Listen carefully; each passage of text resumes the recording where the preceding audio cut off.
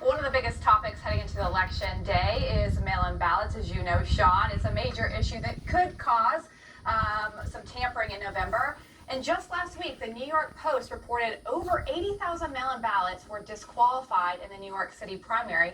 That's 21% of the total number of ballots counted. And it's not just New York City. The same thing is happening all across the country, like we're seeing. We've also seen this in states like Virginia, Nevada, California, just to name a few. Well, to discuss this, let's bring in our company radio show host Joe Pags and attorney and author David Limbaugh. Gentlemen, welcome. Good to be here. All right, well, I feel like this is a lose-lose situation for states here. The situation I was talking about in New York, a large percentage of these were actually disqualified because they didn't have postage time, the time stamp that says when you actually put it in the mail. So either states put postage on it and pay for people, and then they get disqualified because the post office isn't marking them, even though they say they do, or they don't pay for postage and then they risk people not putting in the mail or having to pay themselves. Joe, what's the solution here? Well, it sounds like a poll tax if I have to pay for anything when it comes to voting. The solution is if I can go to the grocery store and socially distance, if I can go and protest among 30,000 people, and that's not a problem. If I can go and wait in Home Depot and they've got little footsteps where I can put my feet, I can go and vote. I don't understand why I can't go and personally vote, why I have to put it in the mail, and why is it that one side of the aisle is pushing so hard for this to happen? 80,000 in New York. The Heritage Foundation has an incredible story about 1,200 or so cases of fraud that we know about from mail-in balloting. Real Clear Politics did a deal where millions of ballots are just lost over the past 10 years. Why are we even having this discussion? Why is the left so hell-bent on us not going and voting and having somebody knock on the door and maybe collect a ballot or send me 13 ballots to my house and I can fill them all out for, I guess, Joe Biden? I don't understand the controversy. It's strange to me. Yeah, David, what do you think is the solution here? Well, to totally negate it, except in absentee ballots where you have to qualify and where you have to go through the rigorous procedures in order to ensure ballot integrity. Joe's question is ultimately rhetorical. The Democrats want it because they want voter fraud. They want to cheat. They've always cheated. And I don't care if I sound like a fanatic saying that. Why would the Republicans oppose it?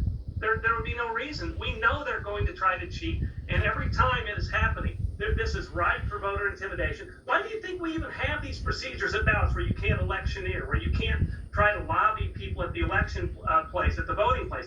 You can do that at home. Plus, there's all kinds of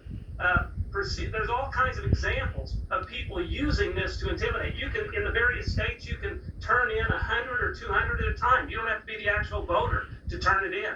This is really a scary thing. It's just like the Democrats don't want voter ID because they think people are too stupid to present their ID. No, they don't think that. What they think is they want other people fraudulently to be able to vote. We just want to ensure the integrity of the process. So, you know, the funny thing, David, is I always say this to folks. Democrats walk around and go, there's no fraud, there's no fraud. Well, there is fraud. But do you lock your door at night? Of course you do. It's not because you've been broken into. It's because you want to prevent someone from breaking into. And so part of protecting the vote doesn't wait until it gets stolen once. It makes sure that it never happens in the first place.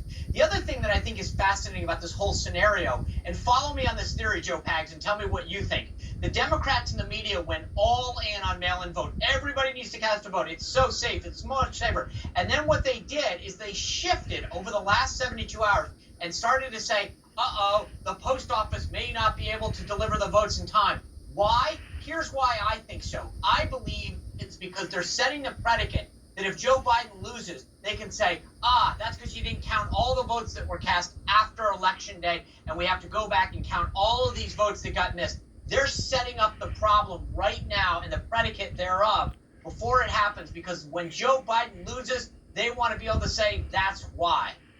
You're 100% right, and that's actually the reason they brought up mail-in balloting to begin with. They want to have a way to have him win through fraud, and if that still doesn't work, you're right. What's the fallback? The post office really messed up. Post office didn't get it done. We can't have the election result the day of the election or the day after. It's going to take months to really go back and recount, and somebody's going to back up like they did in Minnesota when Al Franken was elected, and they're going to open their trunk of their car and say, look at the thousands of votes I found. Isn't it crazy? So, yeah, I think you're right. They're checking every mark, which is mail-in balloting, voter harvesting, which is great. If he still doesn't win, we're going to figure out a way to get him in the office the way that we couldn't do for Hillary Clinton. They learned a lot in 2016, Sean, and the bottom line is we're not going to allow this guy to continue as the president if we have a say in it. That's why we're having this conversation. They shouldn't have a say in it. We, the voters, should have the say in it, and we should do it in person with an ID, God forbid. You know, David Limbaugh, let me just throw this out at you, though. I'm sorry, but Lindsay, you brought this up. Lindsay's scenario was the post office doesn't postmark many of the ballots that don't have an actual stamp on them if it's prepaid return, right? So all of a sudden, 10 o'clock at night, you realize Trump's going to win. You get a bunch of people to cast their ballot, put them in the mailbox, and the Dems say, oh, you got to count these ballots, even though you don't know when they were cast. Yeah, we've seen the hanging chads and the boxes that are found in Democrat trunks.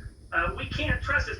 We know that a party that rejects the rule of law and law and order and cops can't be relied on to uphold the integrity of the election process. You know, right? The media is denying this narrative and presenting their own narrative. They denied this bipartisan commission by Jimmy Carter found that mail-in ballots remain the largest source of voter fraud. The New York Times in 2012 said mail-in votes are the least likely to be counted and the most likely to be compromised or contested. Do a Google search on voter fraud and on mail-in voter fraud. You can't find anything unless you put in a conservative site like Newsmax or The Federalist. If you don't attach that, you won't find any stories that support the actual truth of the conservative side of it.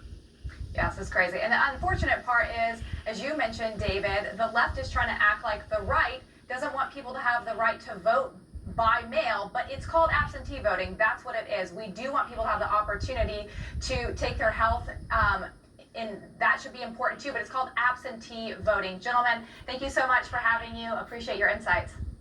Thanks a lot. All right, well, a lot of hot button topics discussed today in our show. Sean and I will give you our take after the break.